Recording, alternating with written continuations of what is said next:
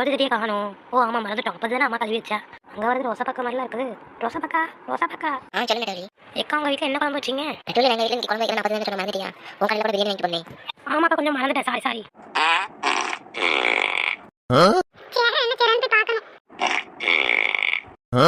சரி, எப்போ இந்த தூத்துக்குடியில் மழை வந்ததோ அதுக்கப்புறத்துலேருந்து துணியை வெளியில் போடவே பயமாக இருக்குது.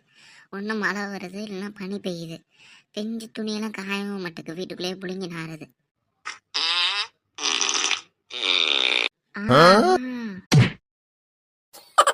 இப்பதான் ஃபாரின்ல இருந்து வந்திருக்கோம். நம்ம அப்பா என்ன செய்யறாருன்னே தெரியல.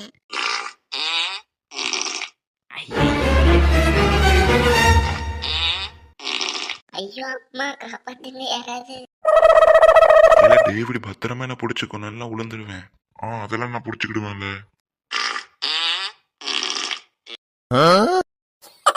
டீ குடிக்கிற வேண்டிய நேரம் வந்துடுச்சு, டீ குடிப்போம். இப்போ ஒரு சுகர் கம்மியா ஒரு டீ தாப்பா. சரி தலைவரே. எப்படியோ பொங்கலும் முடிஞ்சிட்டு இன்னும் 2 நாள் தான் இருக்குது குடியரசு தினம் வரதுக்கு.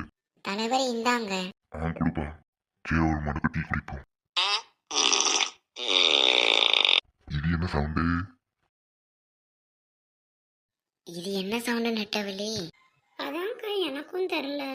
ஒருவேளை நம்ம அம்மா மைக்கு மேலே உட்காந்துருப்பாலோ, அதான் சவுண்டு வருதுன்னு நினைக்கிறேன். ஏன்னா நம்ம தானே மைக்கு தூக்கிட்டு வந்தோம்.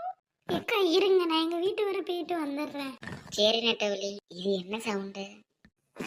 அது கேட்கறதுல இருந்து காதலும் ஒரு மாதிரி இருக்குது. என்ன இவருக்கு இங்க படுத்துக்கிட்ட? கணக்கு மருந்து வேற ஒட்டல. இப்ப யார் இந்த மாடுக்கெல்லாம் ட்ரெஸ் போட்டு விட்டா? என் செண்பகத்துக்கு யார் ட்ரெஸ் போட்டு விட்டா? வட்டியம்மா கிழவி, உனக்கு என்ன வேணும்? புண்ணாக்கு வேணுமா? வீட்டுக்கு வாத்தாரேன். மேன் அப்பல்ல இருந்து கத்திட்டே இருக்குது. சரி நம்ம இழுத்து தருவோம், அது வர மாதிரி தெரியல. சுத்தமா உனக்கு கேட்கவே இல்லையா?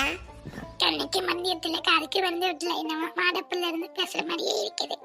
காது கேட்கற அதனால அப்படி இருக்கும். மேம் என்ன கத்தம் சொன்னாலும் கேட்க மாட்டேன். இரு கம்பெடுத்து அடிக்கிறேன். என்னது கம்பா?